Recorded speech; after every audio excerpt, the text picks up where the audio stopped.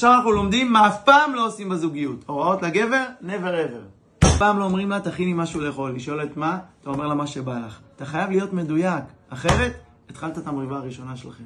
2. אף פעם לא משאירים אישה בלי להודיע מה קורה איתך. הדמיונות שלה ייקחו אותה למקומות שאתה לא מעוניין בהם. 3. אף פעם לא מאחרים לאישה. כשהיא בדלת, אתה כבר ברכב.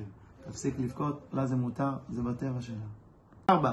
אף פעם לא מקללים את האישה, אפילו לא בצחוק. אין לה מנגנון של צחוק. כשאתה צוחק, היא נפגעת. 5. אף פעם לא מחמיאים לאישה אחרת, מיוחד לא לידה.